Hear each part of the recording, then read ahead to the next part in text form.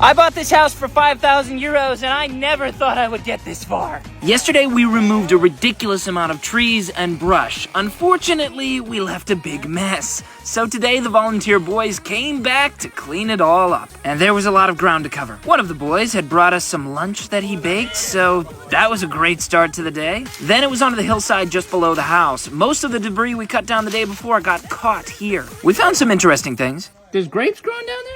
Yeah. Are you sure those are grapes? One of the boys wanted to catch the dormouse living in the attic with some apple, but it was a little too smart for him. The boys fought hard, but it was just too much brush to finish for them, and so they had to go home. Then the adult volunteers came again, and unfortunately it was too much for them too. You just pulled that out of the woods? Yeah. What do you think it is? Can I say or no? We were throwing down as much debris as we could, but those aren't my legs. I did not film this clip. Anyway, we were throwing down as much debris as we could, but then it started to rain. The volunteers went home, and I figured I would take advantage of the free water. Just to show you how dirty my face is. Yeah. While I was reflecting in the rain, I remembered. I have a neighbor with an excavator. I asked them the next morning and they were ready and willing to help. But the path was too narrow for the excavator to make it up to the house, so it had to carve its own path. It was simple. My new neighbor friend drives the excavator and his son and I cut branches ahead of him.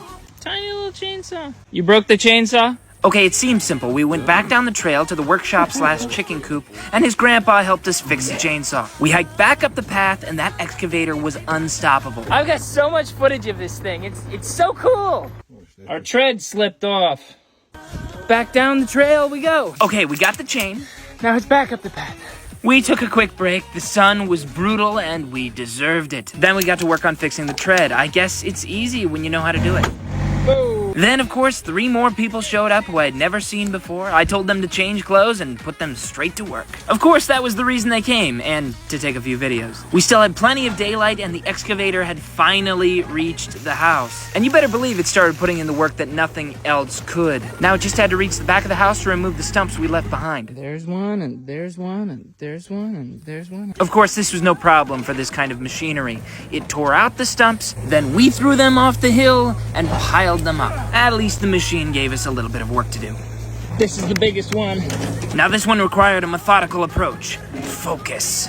The beast is dead. It took 4 people to even lift it, but now it was the crown jewel to the pile of stumps. Finally, the excavator got to work on a very special part. So this is the house, and you're standing on the spot where the new addition will be. The perspective from here is amazing. There will also be a new addition to the house on this side.